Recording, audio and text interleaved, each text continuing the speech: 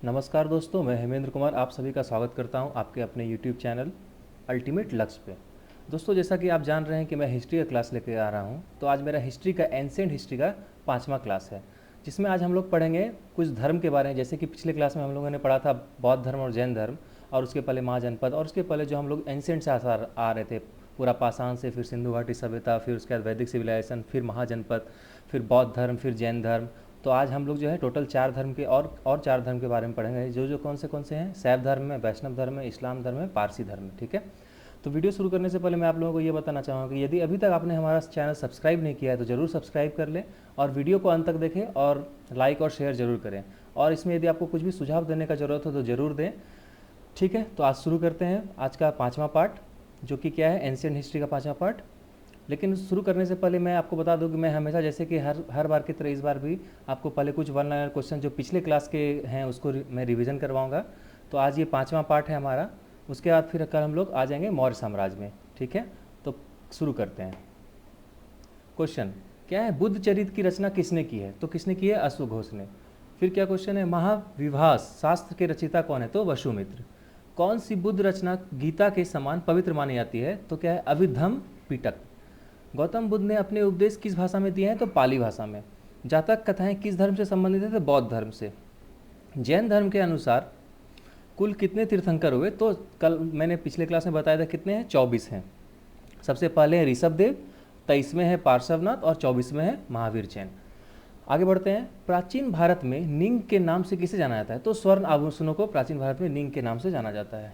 उसके बाद फिर आते हैं, योग दर्शन का प्रतिपादन किसने किया था? तो पतंजलि ने किया था। पतंजलि है यहाँ पे, उसको वो पतंजलि लिख दिया है, लेकिन है क्या? पतंजलि। ठीक है, उसके बाद हम लोग आते हैं कि उपनिषद किस पर आधारित है? तो उपनिषद है दर्शन शास्त्र पर आधारित। ठीक है, दर्शन पर आधारित है। महाभारत का दूसरा नाम क्या है? तो ये बहुत इंपॉर्टेंट क्वेश्चन है, ये बहुत बार क्वेश्चन पूछा गया है कि जय संहिता नाम है। विश्व का सबसे बड़ा महाकाव्य कौन है? महाभारत। और आप लोगों को पता ही होगा महाभारत किसने लिखा है? तो वेद व्यास ने लिखा है। बौद्धों की रामायण किस ग्रंथ को कहा जाता है? तो बुद्ध चरित्र को कहा जाता है, बौद्धों की रामायण। महावीर स्वामी के प्रथम शिष्य कौन थे? तो जमाली थे। ठीक है, जमाली कौन थे? तो महावीर स्वामी के प्रथम शिष्य थे, ये उनकी जो बेटी थी अनोजा प्रियदर्शिनी, उसके हस्बैंड थे जमाली। प्रथम जैन महासभा का आयोजन कहाँ हुआ था? तो प्रथम जैन महासभा का जो आयोजन हुआ था वो हुआ था पाटलिपुत्र में। जैन धर्म के श्वेतांबर व दिगंबर समुदायों का विभाजन कब हुआ? तो चंद्रगुप्त मौर्य के काल में। तो जैन धर्म का जो पहला संगति हुआ था उसमें हुआ था दोनों का विभाजन।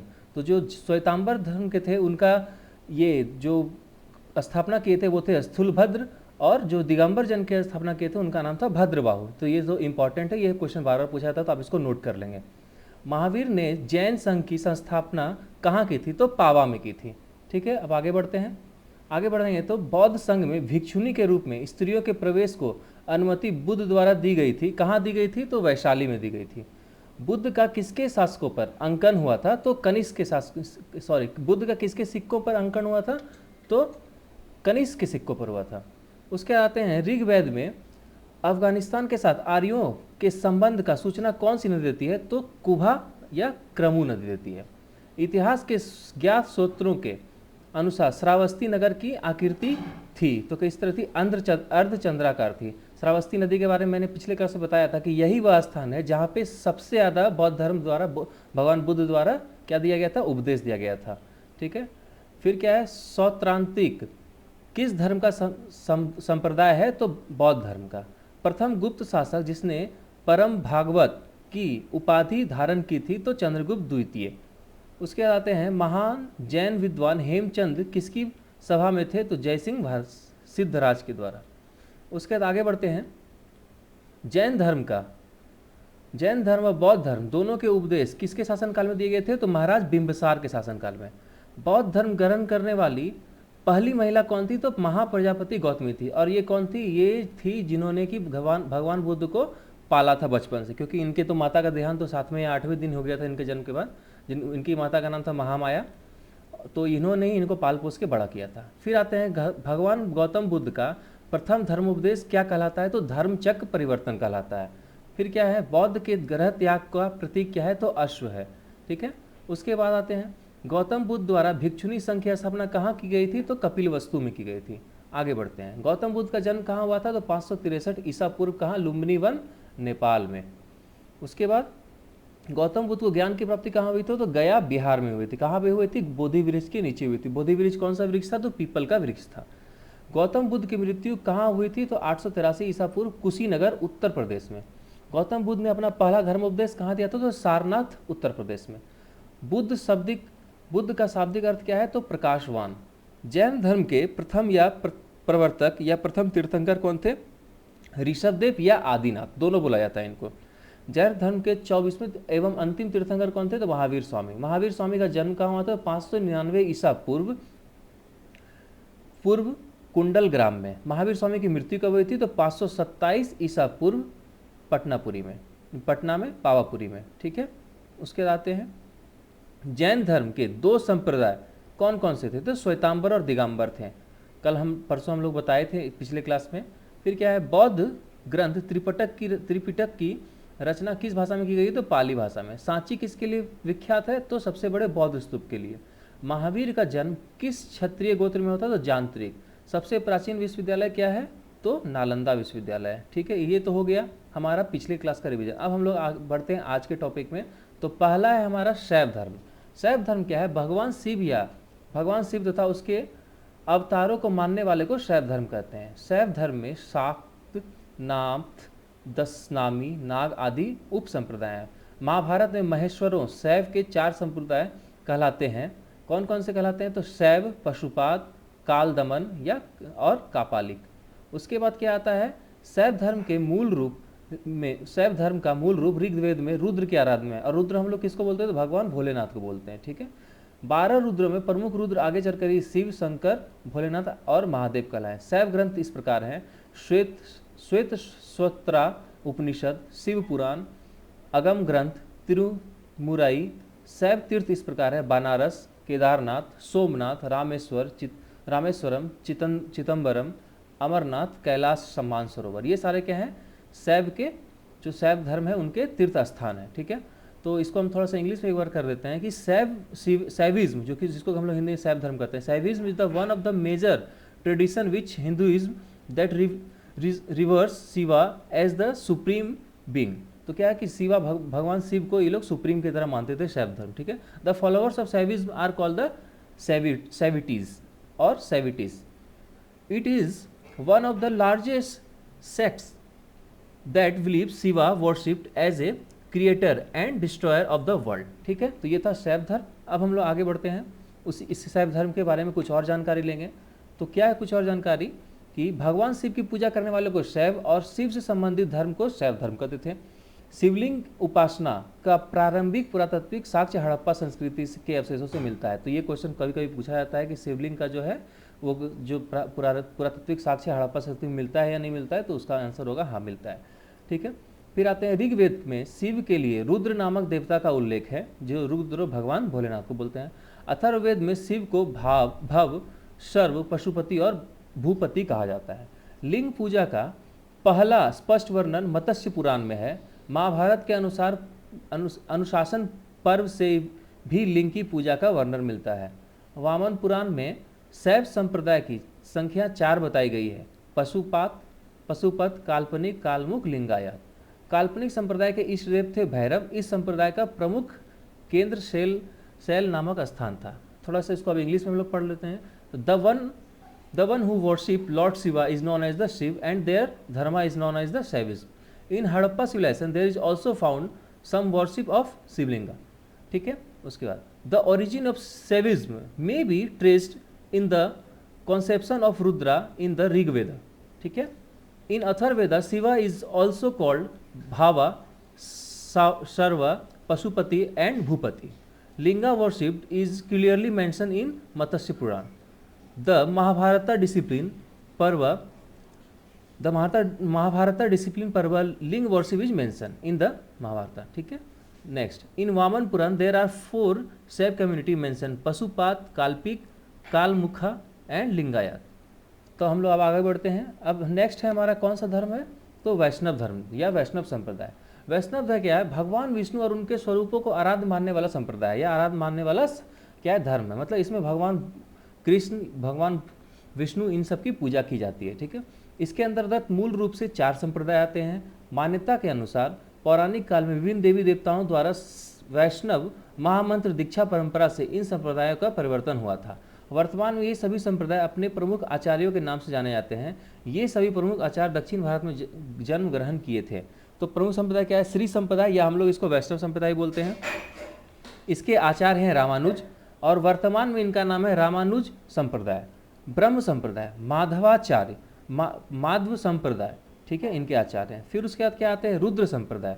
रुद्र संप्रदाय में कौन, इसके आचार्य कौन है? वल्लभाचार्य। और ये अभी कौन सा नाम आता है? ये वल्लभ संप्रदाय। फिर आते हैं कुमार संप्रदाय। ये इसका जो आचार्य थे वो कौन है? निम्बार्क हैं। और इनके जो अभी वर्तमान में इनका संप्रदाय का क्या नाम है? निम्बार्क आचार्य है। तो इसको थोड़ा इंग्लिश में जान लेते हैं। That Vaishnavism is one of the major Hindu denomination along with the Shaivism, Shaktism and Smartism. It is also called Vishnuism. Its followers are called Vishnavas or Vishnavits, and it's considers Vishnu as the supreme lord. ठीक है, अब हम लोग आगे बढ़ते हैं, next धर्म के बारे में जानकारी लेंगे। यह है कौन सा? इस्लाम धर्म। तो इस्लाम धर्म के बारे में तो हम लोग जानते ही हैं, फिर भी इसको एक बार अच्छे से पढ़ लेते हैं कि इस्लाम धर्म के जो संस्थापक थे वो कौन थे? हजरत मोहम्मद साहब थे। हजरत मोहम्मद साहब का जन्म जो था वो 570 ईस्वी में मक्का में प्रमुख कुरैश कबीले में हुआ था। इनके पिता का नाम अब्दुल्ला था और माता का नाम अमीना था। इनका लालन पालन उनके चाचा अबू तालिब ने किया था। हजरत मोहम्मद साहब को 610 ईस्वी में मक्का के पास हीरा नामक गुफा में ज्ञान की प्राप्ति हुई थी। 24 सितंबर 1622 ईस्वी को पैगंबर के मक्का से मदीना को यात्रा इस्लाम जगत में मुस्लिम संवत या हिजरी संवत के नाम से जाना जाता है। हजरत मोहम्मद साहब की शादी 25 वर्ष की अवस्था में खदीजा नामक विधवा से हुआ था तथा उनके पुत्री का नाम फातिमा एवं दामाद का नाम अली था। हजरत Mohammad Sahib was the founder of Islam Dharma. He was born on 5070 AD in the Makkah's Quraysh Kabila. His father was Abdullah and mother was Amina. In 610 AD, Hazrat Muhammad Sahib got knowledge in the cave named Hira near Makkah. He got married a widow named Khadija. He has one daughter named Fatima and one son-in-law named Ali. The traveling from Makkah to Medina is known as the Hijri Samvat in the Islamic region. ठीक है, ये तो था Islamic reason का। इसके कुछ और बारे में थोड़ा सा हम लोग पढ़ लेते हैं। वो क्या थे कि देवदूत जिब्रियल जो होता है, गैब्रियल जिसको बोलते हैं, ने पैगंबर मोहम्मद साहब को कुरान अरबी भाषा में संप्रेषित की। कुरान इस्लाम धर्म का पवित्र ग्रंथ माना जाता है, ये तो हम लोग सभी जानते हैं। यह पवित्र धर्म ग्रंथ 114 अध्याय में बटी हुई है। इसमें 6360 पद्य हैं। पैगंबर मोहम्मद साहब ने कुरान की शिक्षाओं का ही उपदेश दिया है। हजरत मोहम्मद साहब की मृत्यु जो थी वो कब हो गई थी? 8 जून 632 ईस्वी में हो गई थी। इन्हें मदीना में दफनाया गया था। मोहम्मद साहब की मृत्यु के बाद इस्लाम 2 भागों में बंट गया, शिया तथा सुन्नी। पैगंबर मोहम्मद साहब के उत्तराधिकारी खलीफा कहलाए। इस्लाम जगत में खलीफा पद 1924 तक रहा। बाद में तुर्की के शासक मुस्तफ़ा कमाल पाशा ने इसे हटा दिया। मोहम्मद साहब पैगंबर के जन्मदिन पर ईद ए मिलाद उन नबी पर्व मनाया जाता है। तो Quran is the holy book of Islamic region. It is divided into 114 part and there are 6360 पद्य इन द कुरान। पैगंबर Mohammad Sahab given the preaching of Quran education. हजरत Mohammad Sahab died on 8 June 632 AD. He was buried in Medina. After his death, Islam is divided into 2 parts. First is Shia and second is Sunni. The successor of Paigambar Sahib is known as Khalifa. Khalifa is till 1924. After that, the Turkish king has removed the Khalifa title. The birth death of Paigambar Sahib is celebrated as the Eid e Milad ul Nabi. तो ये था हमारा इस्लाम धर्म। अब हम लोग आते हैं किसमें?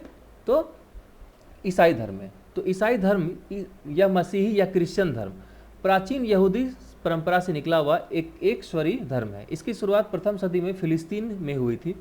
इसके अनुयायी ईसाई कहलाते हैं। यह धर्म ईसा मसीह की शिक्षाओं पर आधारित है। तो आप लोगों को पता ही होगा कि ईसाई धर्म की स्थापना किसने की थी? तो ईसा मसीह ने की थी। ईसाइयों में मुख्यतः 3 संप्रदाय हैं। कौन कौन से हैं? कैथोलिक है, प्रोटेस्टेंट है और ऑर्थोडॉक्स है। इनका धर्म जो है, धर्म ग्रंथ क्या है? वो बाइबल है। ईसाइयों के धार्मिक स्थल को चर्च कहते हैं।